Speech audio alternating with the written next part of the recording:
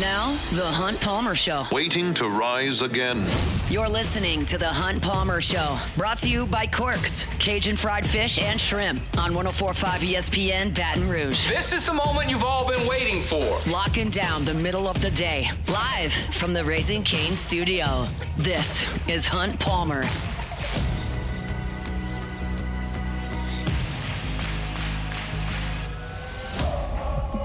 Welcome in. Hunt Palmer coming to you from the Raising Cane studio downtown in the capital city on this Friday. Means we're brought to you by Corks, Cajun fried fish and shrimp. Got Jordan Kitchens and Cassie Spazzali back there on the ones and twos, and I can see them for the first time all week. Great week in Tampa, Florida. Got back yesterday in the afternoon. The early flight out went without a hitch. An hour and 1 minute out over the Gulf. Matt Flynn, and Chris Marler made it easy. The late crew, not so much. Hester was not on OTB this morning. Matt can let you know on AFR how that went if he so chooses. But they did not have smooth sailing coming back from Tampa. But it was a great week. Appreciate y'all for tuning in all week long, for taking in our content all week long. It was a great week for us for networking, for content. Just a lot of fun over in Tampa, Florida in the middle of the summer. Now we are inching closer and closer to football season. We've got a lot to get to over the course of the next 2 hours. The All-SEC teams are out as we told you they would be. The predicted order of finish is out as we told you it would be. So I'm going to get into some of that. Preston Guy here in 15 minutes from TigerBait.com.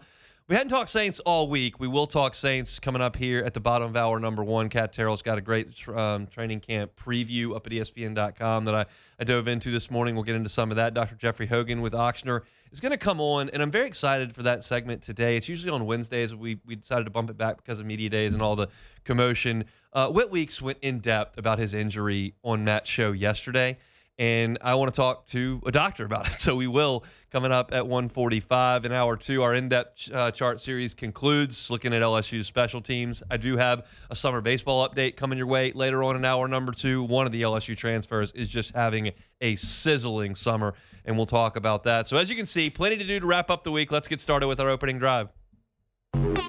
Welcome to the big league. It's time for Hunt's Opening Drive. Presented by Fabry Chevrolet GMC in St. Francisville. Let's get started. The SEC Media Days preseason poll has been announced. That is the order of finish. It is the all-SEC teams' first, second, and third team. I wrote about this over the weekend before we got on the plane to go to Tampa, and I predicted how I thought things would go. If you listen with any regularity whatsoever, you understand that my predictions don't often go so well. My picks for games are not awesome. I very often give bold predictions preseason that don't even come close. That happens a lot, and I make fun of myself for it all the time. So whenever the rare instance occurs where I do a pretty good job, we can talk about that too. I pretty well nailed the preseason predictions from an LSU perspective. I wrote that I thought LSU would be picked 5th. And LSU was picked 5th. Georgia picked to win the league. There were like 180 or so votes, and Georgia got 88 of them. Texas with 57, Ole Miss with 6, A&M with 5, Alabama got 3, Oklahoma got 2, LSU got 2, Kentucky got 1. So LSU with 2 first-place votes, but they were picked 5th in the SEC. I'll quickly kind of go through that. Georgia was picked 1st. Texas 2nd. That's exactly how I had it. Ole Miss 3rd. That's the way I voted as well. Texas A&M was 4th. That's how I voted. LSU was 5th. I had LSU at 6th with Alabama ahead of them.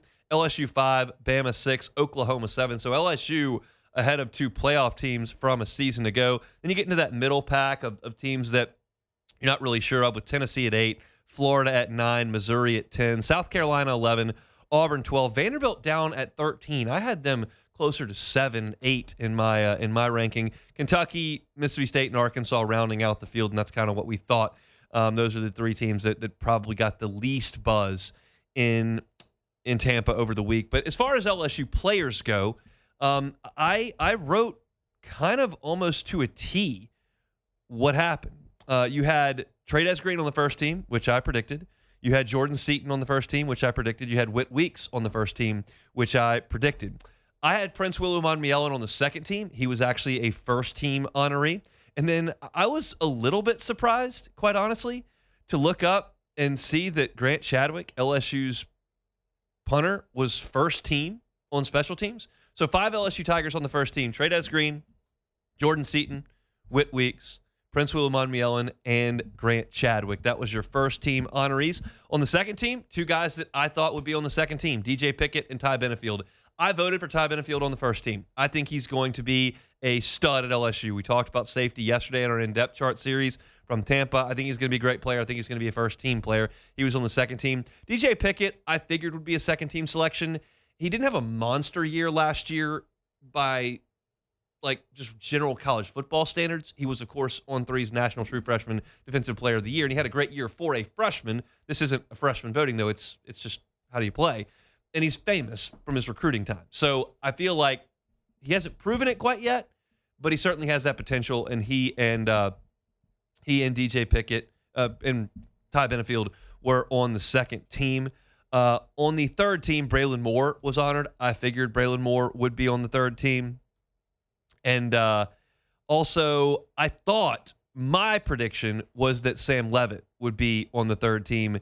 He was not. He was not named an All-SEC preseason pick. Those went to Trinidad Chambliss, as you would imagine, and then went to second team with Arch Manning and third team with Gunnar Stockton. I thought Leavitt might creep in there. He did not. So 9 players in total were selected by the SEC media from LSU. Also on the third team, you had TJ Daugherty. I thought he would be a second-team pick, but he was a third-team pick. He was there at media days. That always helps if you're present and people see you and see your name. Daugherty, of course, was the SEC's tackles leader last year, played at Clemson, played at Ole Miss, playing at LSU. So that made a lot of sense. When you look at the players that were honored, and you look at where LSU's perceived strengths are, because I'm not naive enough to sit here and tell you that this matters at all. It doesn't. I filled out the ballot, and very honestly, as you might expect, when you have to list 10 offensive linemen, when you have to list 5 secondary players, when you have to list 5 wide receivers, 6 wide receivers, you start to look at the list and go, I'm not sure who that is. Guys transfer constantly. It's very hard to keep up with everything. So this doesn't really matter. But I use the word perceived strength, where LSU's perceived strengths are. Obviously, it's a really good thing to have a first-teamer at left tackle. Obviously, it's a great thing to have a first-teamer as an edge rusher. Those guys get paid a lot of money in the NFL. They get paid a lot of money in the college ranks. That's a really good thing. To have Whit Weeks in the middle of your defense healthy, that's a really good thing. He's one of the best linebackers in college football. Trey Green being on the first team, I take that as kind of a wide receiver. He's a playmaker. That's a very, very good thing as well. I think Trey Green, as most of you listening to, is primed for a monster season where I think he could shatter some LSU tight end records. He already set the single season record for tight end touchdown catches last year. He's taking over for the most productive tight end in school history in Mason Taylor. I think when Trey Green's time is done here at LSU, based on his body of work, his athleticism and skill set, and the coaching staff that's here, he's going to have a massive season. And oftentimes tight ends aren't the most productive players on the field. Every once in a while, there's a unicorn that runs through like Brock Bowers, who is the dude for his team, but it's not necessarily common in college football. Trey Green is that guy. And so you've got playmaker on the outside.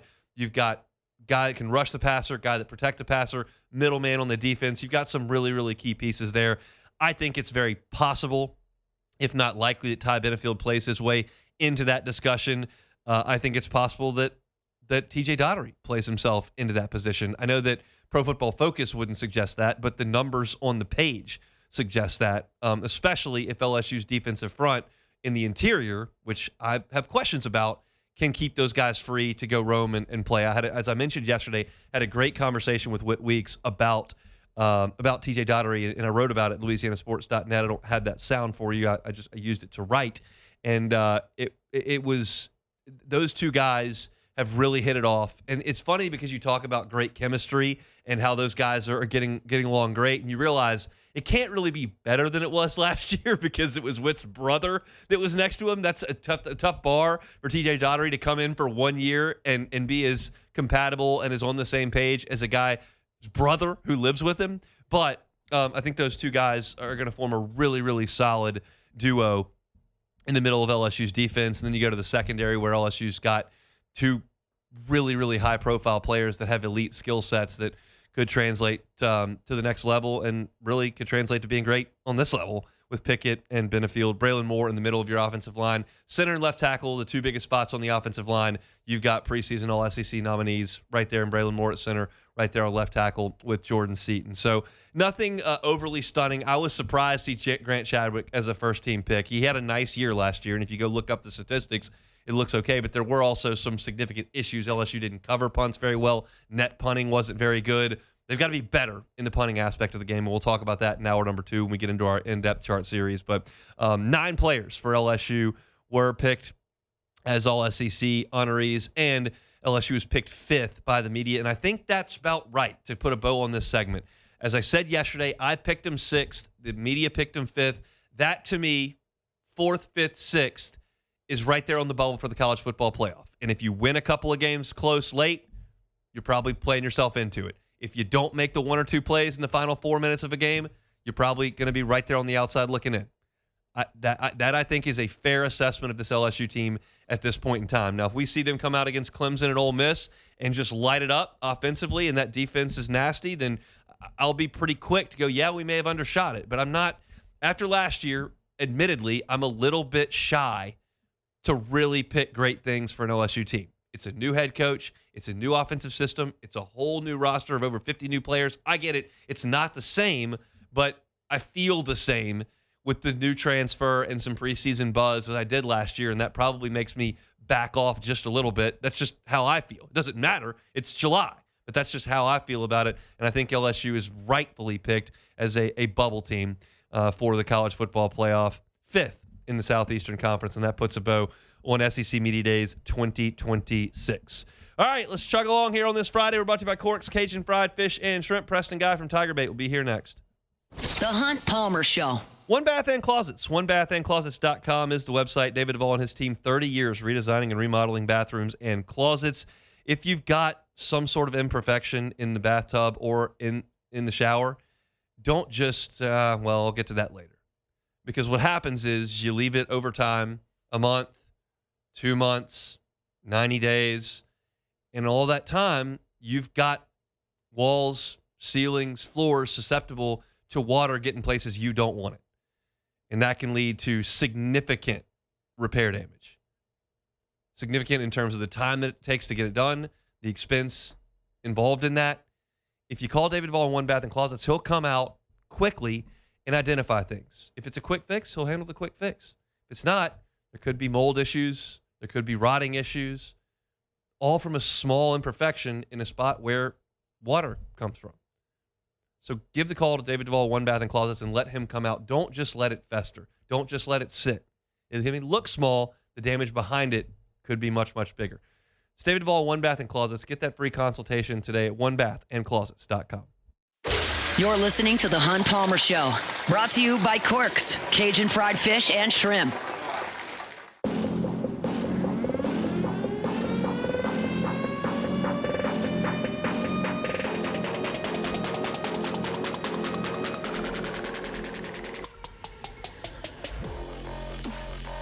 Friday shows are brought to you by Corks, Cajun Fried Fish and Shrimp. You can check out that menu online at corksfishandshrimp.com. Getting by for a late lunch, government between Foster and Jefferson. Or this weekend, just looking for something to eat. Corks. Check out the menu, corksfishandshrimp.com. Preston Guy from TigerBait.com is here every Friday talking Tiger football. It's almost time for LSU to put on those pads and start some practice. Preston joins us now on the Jim's Firearms Hotline. Preston, how are you? Good. How's it going? Going well. I know you looked on from afar at SEC Media Days. Lane Kiffin, bit of a filibuster there on the main stage. Took a couple of questions, and 3 Tiger representatives I thought did a great job representing the program. And now you see that LSU picked 5th in the Southeastern Conference by the media. Doesn't mean a single thing, but it's what we talk about in July. Any takeaways from LSU's time in Tampa? Well, first off, I thought it was very interesting. Lane Kiffin broke the record for most words in an opening statement for an SEC Media Day. And then you hear the question from Michael Branton, and you kind of see why. You're like, oh, yeah, that was strategic. He wanted to limit the amount of questions and control the narrative. I get it. No, I mean, here's the deal. What people talk about at these SEC Media Days, where they pick the finish for the, what players they pick first team and second team, It doesn't actually mean anything for winning football games or losing football games. What it does do is set a bar of expectation. Now, hey, there's a relatively high bar that's kind of easy to finish underneath, right? Also, there's an opportunity to exceed expectations as well. There's some room to go up fifth. I think that, in my personal opinion, I think where they put LSU is very fair based on the quantity of talent they brought in and a handful of issues they still need to work through. This was a question I would have asked Lane Kiffin if he took more than 4 in the main room and then he was gone.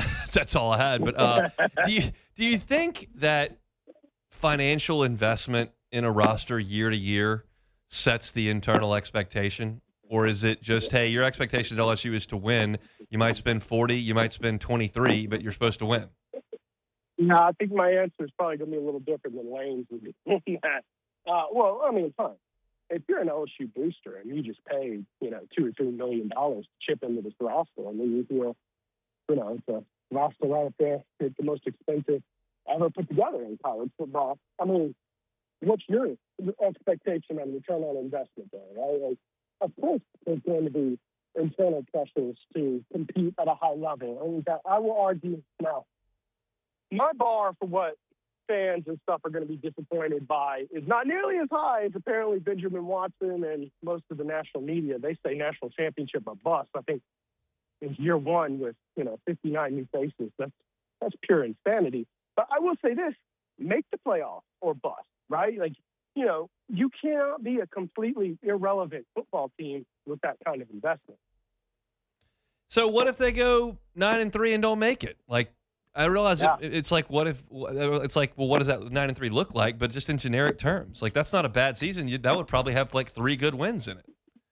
Well, I'm also looking at the schedule, and based on where it sits right now, 9-3 could give you a realistic shot to make it. Just being, objective on what's there, you're going to have 4 teams that are very likely top 10 teams that you're playing this year, right? And then Tennessee probably is going to be tough to play there, and Auburn is another team that, could get some top 25 buzz based on what, Golish is bringing in that system. So, look, 9-3 and missing the playoffs and 9-3 and making the playoffs are 2 very different conversations. I look at what a 9-3 would look like, right? And you would have, I'd name 6 tough games and you would be 3-3 in those, right? Yeah. So, depending on what your moments are. But yes, 9-3 missing the playoffs, it doesn't matter, what it is. Fans won't be happy about that. The expectation is, hey, this is a top 12 program. Be one of those 12 teams. Preston Guy, TigerBait.com with us on Fridays. The All-SEC quarterbacks, all the 3 of them, Trinidad Chambliss first team, Arch Manning second team, Gunnar Stockton third team, no Sam Leavitt. Does that surprise you, and how would you stack that deck? Maybe Gunnar Stockton a little bit was a surprise, but, there's a bit more familiarity for them, and, he has a little bit less concerns and baggage than Sam Leavitt. Sam Leavitt's a guy who not only had a down year when he did come to Mississippi State, he didn't look good. I'm sure all of the Mississippi State media in attendance probably gave him a pretty low rating, and I don't think that there was any reasonable expectation that Sam Leavitt would be above Trinidad Chambliss or Arch Manning coming into this. So, I don't read too much into that. I think Sam Leavitt is very much so in the category that a lot of this LSU team is in, where he's objectively a good player with a chance to be great. I'll quickly, just so, because you're probably not looking at it currently, but the guys that were honored for LSU today on first, second, or third team, offensively was Jordan Seaton, Braylon Moore, Trey'Dez Green. Defensively, it was Whit Weeks, Prince William-Onmielen, Ty Benefield, DJ Pickett, and then you had Grant Chadwick at punter. If there's a player on the roster that was not first, second, or third team in the preseason that you think is likely or very much could be a first, second team guy when dust settles, who would that be for you? Well, Hunt, I think the big curveball here is those freshman defensive linemen at LSU. Would it really shock you if one of them broke out into a starter role and gave you all SEC caliber reps based on what we've seen from them so far, right? I think Deuce Gerald's is going to start against Clemson.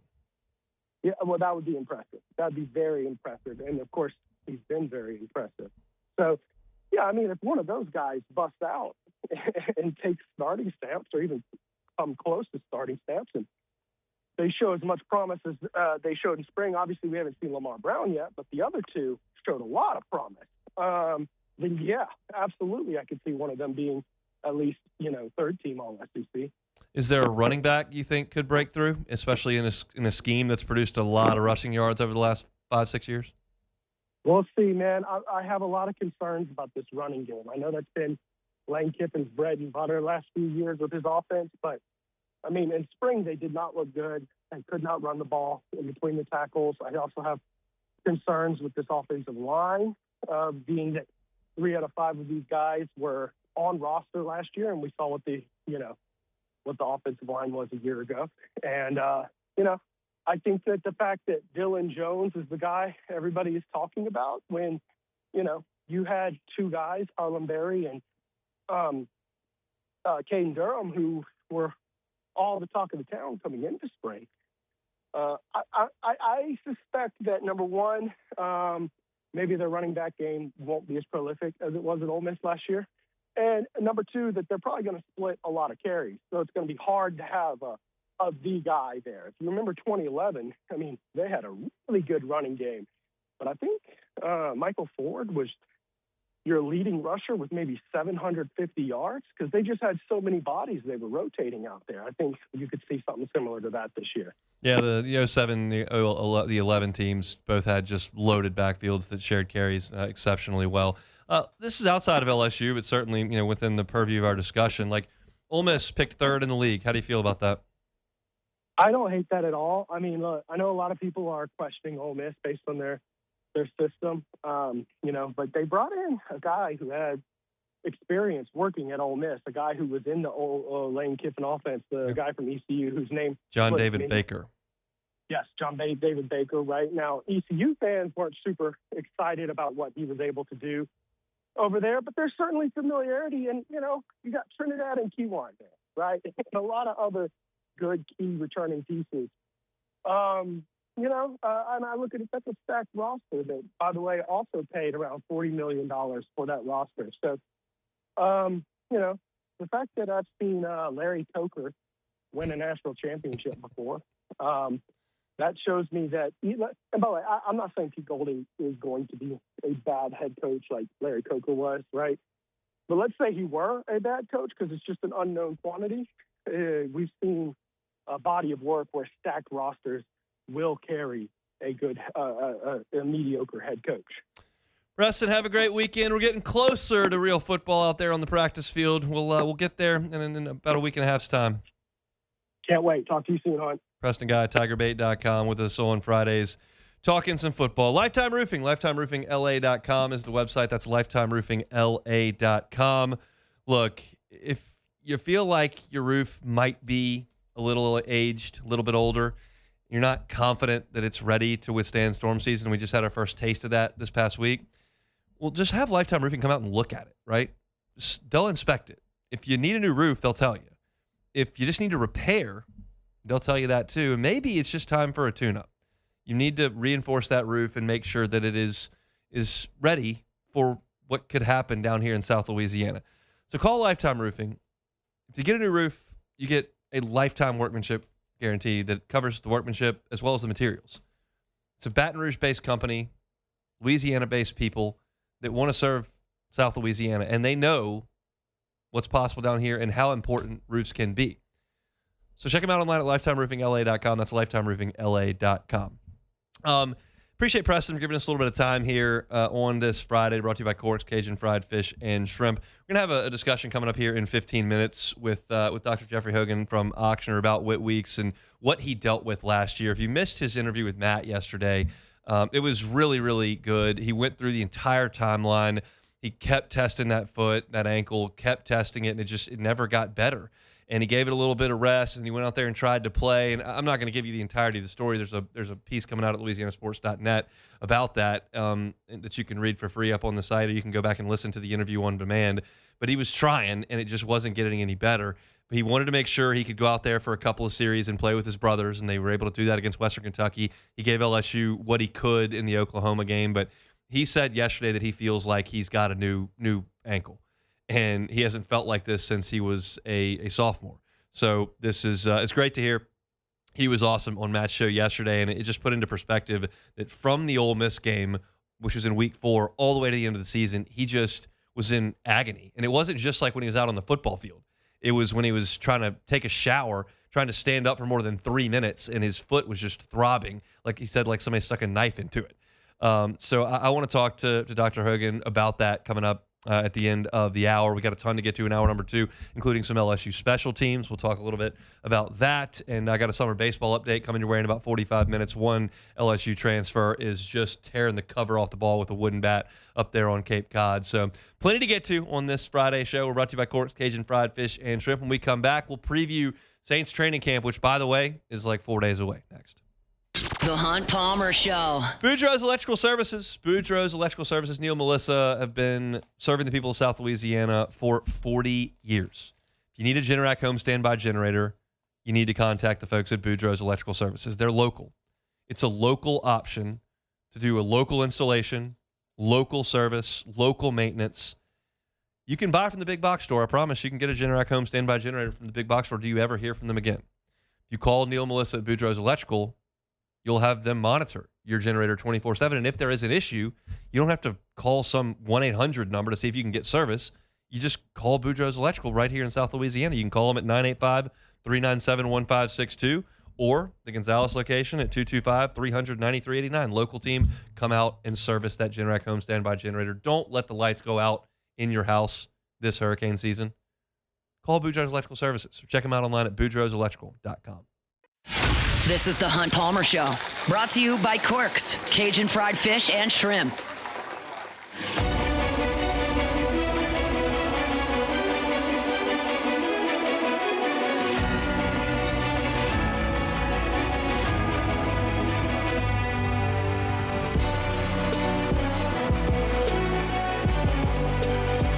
Friday show is always brought to you by Cork's Cajun Fried Fish and Shrimp.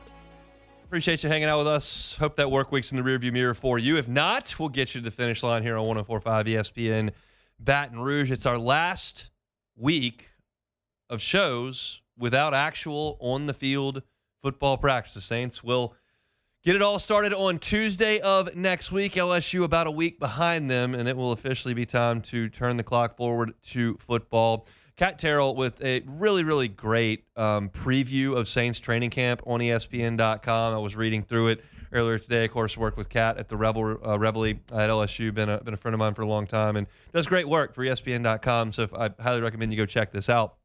I was diving into it today, and I agree with a lot of the things that she wrote. And there are a couple that I would see a little bit differently. So let's get into kind of what she had to say about Saints training camp in her preview. The number one storyline for Kat is, how does Tyler Shuck look in year 2? You could try to be a contrarian and come up with another storyline at the top of the ledger for Saints training camp. You could try. You would fail.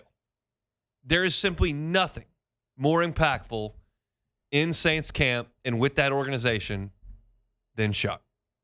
Because if he's a dude, it changes the trajectory of the franchise. If he's a dud, well, you've got to go back to the drawing board, and it's a huge problem. And we're not going to find that out in July and August. But we're watching, right? It is far and away the number one storyline, so much so that I don't even feel like it's necessary to expound on it. You got to have the franchise quarterback. The Saints took a swing, earliest pick that they've made since Archie at quarterback. Here it comes. We had a nice sample size to look at the end of last year. It doesn't prove anything either way. It does inspire hope. And that is clearly the top storyline for the Saints, Tyler Shuck. Okay. Then she goes with 3 players to watch. The first one she lists is Jordan Tyson. And I think that's spot on. I need to see him be healthy. I need to see him be explosive. I need to see him catch contested balls. I need to see him be productive in practice action. Like, that is a potential game changer and hopefully your last top 10 pick for a minute. And he needs to be a hit. Because if he and Chris Olave are really good, you take a well below league average unit. Last year, the Saints, from a talent perspective, especially once you move on from Shaheed, like you got a below average NFL wide receiving core. And if Tyson goes to the top of that list or a very close second to Olave, it elevates the playmakers around the quarterback that's trying to come into his own. We know that. I'm completely on board with Jordan Tyson. Absolutely. Then she goes with Kendre Miller. And I understand what she's saying. Kat writes, Miller's career has been hampered by injuries. He'll be 9 months out from an ACL tear when training camp begins. He likely needs to have the best camp of his career to make the roster after playing only half a season in each of his first 3 years with the Saints. I understand what she's saying. This was a reasonably high draft pick. Kamara's getting older. You've got Achan right there at the top of the list. Does Kendre Miller force his way toward the top of that and make the roster? That is certainly worth watching. Is it in the top 3? For me, it's not. If Kendre Miller goes out there and is still hurt or can't practice, like nothing changes. He hasn't played anyway. This is in no way a subtraction from the Saints previously.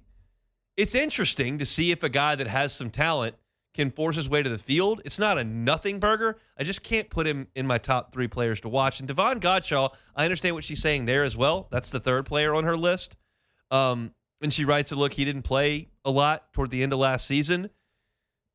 And so do the Saints go with him at the front, or do they go with some of the younger players? Like, what about Vernon Broughton? What about Christian Miller? Like, yes, those are guys who were high draft picks the last couple of years. Do they take some snaps with Godshaw? I get that. But those would not have been the next 2 on my list after Jordan Tyson. I'll agree with Tyson at the top. I would have to have Quincy Riley on this list if it's me, because it's not super often that you get a number 1 corner middle of the draft. But if you do, it's a big deal. And I don't think Kool-Aid's one, even though he was earlier picked in the draft. So that means you don't have one. And you need a number 1 corner. You need a number 1 corner this day and age in pro football, because teams can sling it, and you've got to cover some of the best players in the league. And Riley did some really good things late last year, and I think has some real talent and maybe a diamond in the rough. But right now, it's potential based. I would like to see him match up with Olave in training camp. I'd like to see him match up with Tyson in training camp and win some reps, quite frankly, because you're searching for some roster pieces here. We went through the entirety of ESPN's top 10 players at every position. The Saints don't have one. So you can't be a threat to win your conference. And I'm not saying the Saints are this year. I don't think they are. But you're trying to work towards that. And you can't be a threat to win your conference if you don't have a top 10 player at any position. That just doesn't work. You cannot be so solid across the board with no superstar. And I'm not telling you that Quincy Riley is the best bet to be a superstar on this team, but I liked what I saw from his rookie year, and I'm looking at him to become your number 1 corner. It's a very, very hot commodity, something teams really want, and you hope that that's your guy. So for me, like, yes, Tyson, I would put Quincy Riley on there, and I could see Kendre Miller or Devon Godshaw being maybe next on that list, but I might phrase it a different way and say maybe Christian Miller, because I kind of know what Godshaw is. So what am I really watching that? I'd really rather watch Christian Miller and be like, all right, go get a big dog. It's hard for a rookie to come in on the defensive interior and do some things, but that's probably where I would go next. She talks about key position battles, wide receiver beyond Olave and Tyson. I agree. I think that's interesting. I think that it's probably a Devon Bailey, Jalen Polk competition. We'll see if Trey Palmer can toss his hat in the ring, but there will be a lot of reps at wide receiver, a lot of 7-on-7, a lot of 11-on-11 for wide receivers to go out there and make plays. And I think it is interesting to see what guys step up, because we know Olave's injury history. It's significant. We know Tyson's injury history. It's significant. So having some depth at wide receiver, yeah, I do believe that's interesting. Then she goes to kicker. And this is not the most fun thing to talk about in the NFL, especially in July and August. But on October 12th, when you need your kicker to knock down a 51-yarder in the fourth quarter, it gets a lot more interesting to talk about. And how much confidence do you have in Charlie Smith? Like, I don't know. It's a great story. It's a fun accent to listen to. It's a tremendous talent. But I need it through the uprights. And I don't know if I can count on that. So, yeah, I want to see Tanner Brown challenge. For sure. Kicker is vital when it's vital. And that is guaranteed to happen. And this is the thing. This is the line I've gone back to time and time again when we briefly talk about Saints kicking. The Saints are unlikely, in my estimation, to look like one of those great breeze teams that consistently wins NFL games by 17, 20 points. And if you can win NFL games by 17 or 20 points, you don't need a kicker. But those don't happen very often. And this Saints team ain't clubbing teams by 20 points very often. You want to convince me they're in a lot of close fourth quarters? Sure. I can buy that for sure. I can buy them in close fourth quarters with good teams in the NFL. But guess what? You better make some kicks if you're in close games. Big, big deal. And you can't replicate in-game pressure in August. So what do we really learn about these kickers? But I'd like to see some consistency. I'd like to see guys knocking some kicks through. And I absolutely will be watching the kicker battle for the Saints. Then she goes to backup quarterback. I don't really care. I don't care if it's Zach Wilson. I don't care if it's Spencer Rattler. I don't believe that either of them is at all a threat to be a franchise quarterback for the Saints. Yes, I watched Sam Darnold go win a Super Bowl. Yes, I've seen Baker Mayfield bounce around and blossom. Yes, we have seen some guys in recent years step up from the backup realm or from some early career struggles and do some really good things. I just don't think that Zach Wilson and Spencer Rattler are going to do that. So I realize that if I'm Kellen Moore, I'm really interested in the Saints backup quarterback. If you're talking about me, someone who covers the team, do I care about the backup quarterback? Not really. I care. Actually, the only storyline with the backup quarterbacks is can you trade one of them for an asset? And if they don't want to do that, I understand it too. But I don't. I cannot get real excited about the backup quarterback battle. And then last thing she says to keep an eye on are two running backs. That is Alvin Kamara and Travis Etienne. How do they split reps? I don't know that you're going to get a big indication of that in training camp. These are NFL veterans at a position that's trying to maintain tread on the tires, and they have both had themselves run ragged over the last 8-9 years. And yes, I'm going back to the college years where Etienne was run a ton at Clemson. So I don't know that those two guys are in for a grueling training camp. So I don't know that you're going to be able to keep an eye on that to an extent. I'd be stunned if they got significant or maybe any preseason game reps, some practice stuff, not tackled to the ground. That one I don't know if there's going to be a lot to learn in August. That's a September thing. So that's a look at the training camp battle. Again, I think Kat did an awesome job with this. I highly recommend you go check it out. I agree with a lot of what she said, and I see things a little bit differently. I wouldn't suggest I disagree with a lot of it, but I think I see some of the things a little bit differently, and that's the beauty of this time of year. It's kind of whatever you're looking for, you can find. So that's a look at our New Orleans Saints. If you're looking for our Saints coverage, LouisianaSports.net, Ross Jackson's got you. Hunt on Saints, always a great place to check that out daily as well. Come back, learn about Whit Weeks and what he went through last year. It was a lot. We'll talk about that next. The Hunt Palmer Show. The Highland Insurance Group, HighlandIG.com, HighlandIG.com. Jonathan Carbo and his team, happy to help you with property and casualty in this day and age, this time of year. You may need a discussion about property and casualty with storm season upon us. You can't get new insurance coverage, flood coverage, property coverage when a storm shows up in the Gulf. There's going to be a moratorium put on it. They're going to close down new coverages, and you got what you got. So you better make sure what you got is what you need. And the Highland Insurance Group, they're experts in making sure that's the case. Yes, they know that premium's important, but they also know that coverage can be vital because you can't predict when that storm's coming. Can't predict when that car accident or that cyber attack's coming. Can't predict when your employee clicks on the wrong link or there's a lawsuit coming your way. You want your insurance policy to be there to respond, and the Highland Insurance Group is happy to do that. They're based here in Baton Rouge. They can help you out statewide. It's Highland Insurance Group. They're online at HighlandIG.com. You're listening to The Hunt Palmer Show, brought to you by Quirks, Cajun fried fish and shrimp.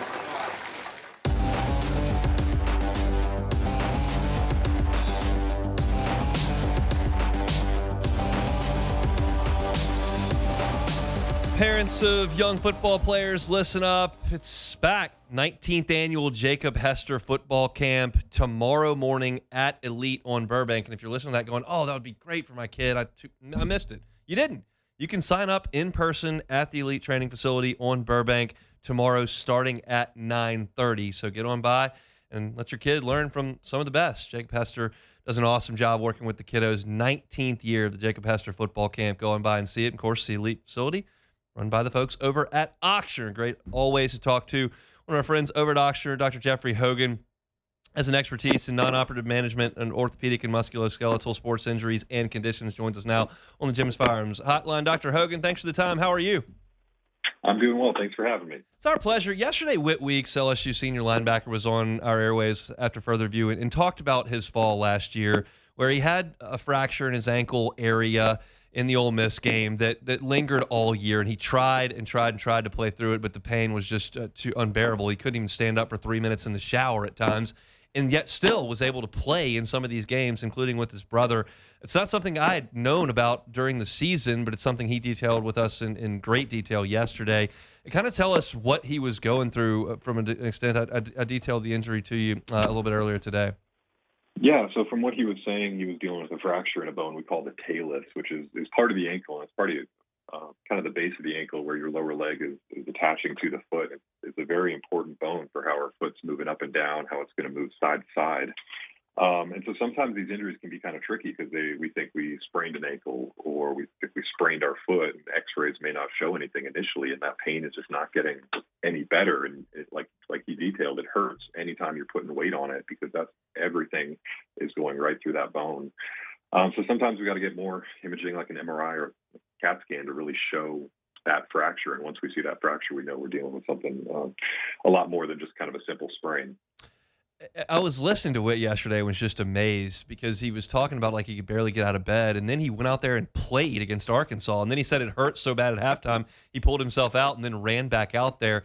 I realize we don't generally speak in specifics when it comes to individual players and more so broadly in terms, but like, was he risking further injury there, or it was just a ridiculous pain tolerance? Probably more so for him, a ridiculous pain tolerance. Again, I can't speak to exactly what right. He was going through, but that's pretty darn tough to do it, and he gave it a try. We're pretty careful with these fractures. There's a lot of different ways you can break it, and if we're thinking, do you need surgery or do you not? So, he's probably dealing with something where there's less displacement or something like that, and it's worth trying in some situations. And if you can tolerate the pain, maybe we can get you through it. And to his credit, he was trying. It was pretty darn painful with that. But, the good news is with time, these bones can heal with or without surgery. We can treat them very well. With time, they heal, and they should get back to a full recovery. Yeah, he said yesterday he felt like he had a brand new ankle, which he said he hadn't felt healthy over 2 years here at LSU, just continuing to have those issues early in seasons that have sidelined him. As far as like, is it change of direction? Is it just all the time? Like, what do you feel like he was actually dealing with day to day? He was probably feeling pain with all the time. Again, with this bone, every time you're standing on that leg, all that force, all that weight through your body is getting transmitted down through those bones right into this bone. And then again, every time you're taking a step, every time you're moving that foot, there's going to be some added force going through that. So usually when people are dealing with this, we're putting them in a boot or we're putting them in a cast. So they really can't move their foot or their ankle. If they can tolerate that it's okay. But sometimes we even have to get people completely off that leg, crutches, scooter, things like that, because just any weight may hurt it. And then this is not a Whit question. This is just in general. When you're dealing with a fracture of a bone and it does heal, this happened in September of last year. It was 11 months ago, and he did have an operation in January, and he says he feels 100% best he's felt. Is it something where that's likely to recur, or if it's a healed bone, it's not likely to recur? It's just you're at the same risk you were before the injury ever happened? Yeah, the good news is bone is such a resilient thing in our body. They heal incredibly well, and when those fractures heal, it's basically as strong, if not stronger, than before. So if he had full healing of that bone, which by all accounts he did, like that should not really be an issue. You should not have any increased risk with that before. The biggest risk is just playing football. They're putting their bodies on the line out there each and every day, going through, big contacts, and that's the biggest thing. But he shouldn't be at any increased risk. That's good news for Tiger fans. Good news for Whit. He should be out there and playing at All-American level here this fall for LSU. Dr. Hogan, we appreciate some time. Have a great weekend. Thank you. You too. That is Dr. Jeffrey Hogan with Ochsner. Take the time right now to remind y'all that not broken bones we're talking about here. We're talking about another risk here in South Louisiana when you're out there on the football field, and that, of course, is heat stroke and dehydration. if you've got a dry or sticky mouth, maybe feeling lightheaded, not using the bathroom as much, if your heart rate is elevated or you've got mental changes, that's a major red flag. You need to take a break. And my friends at Auctioner want to make sure that you know that the most important thing is if you feel a little bit off, shut it down. This time of year, it is just not worth pushing it, whether you're exercising, whether you're running outside, whether you're youth and you're playing football. Just shut it down if you're feeling a little bit off. Make sure you're staying as hydrated as possible, mixing in those electrolytes. If you're outside for over an hour, try to stick to the low sugar ones. Avoid alcohol if possible. That'll dehydrate you as well. But if you're feeling any of those symptoms, make sure you shut it down. If you feel dehydrated, need medical attention, find your nearest Auctioner urgent care at auctioner.org/UC. Thanks to Dr. Hogan for coming on. I've got a story up on WIT at louisianasports.net if you want to read that for free. And if I would suggest you go back and listen to Matt's interview with him yesterday. He was awesome. He detailed every week, every game, from trying to get back to play against Ole Miss, trying to get back to play against South Carolina. He played the South Carolina game with a broken ankle, and then he had to miss a couple of games, tried to get back for Arkansas, but then he came out of the game, and then he went back out there because LSU was trying to hold a lead, and then he wanted to play with his brother, so he played 10 snaps against Western Kentucky and helped against Oklahoma, but all the while, he couldn't get out of bed. It was really bad, and he's a tough dude, and the story was great. I'm not doing it justice by just explaining to you what happened. He goes into great detail with the discussions he had with Blake Baker and all that kind of stuff, so go check that out on demand if you missed it. If you missed any of the first hour, go check out ours on demand at Hunt on LSU or Hunt on Saints. We got a lot to get to in hour number 2. We'll talk LSU special teams, talk summer baseball update as well. Lots to do after Sports Center, Friday edition of the Hunt Palmer Show. The Hunt Palmer Show. GoTro's Outdoor Power, GoTrosOnline.com. That's GoTrosOnline.com.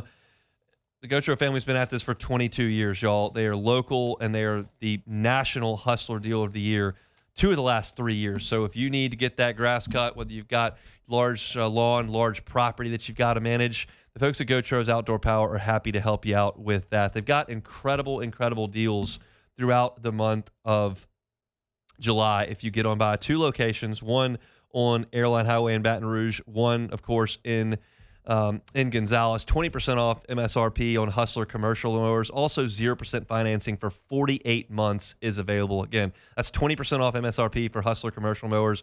0% financing for 48 months is available. So go by and see them on Airline or in Gonzales. It's GoTro's Outdoor Power. GoTro's Outdoor Power. Find them online. GoTrosOnline.com.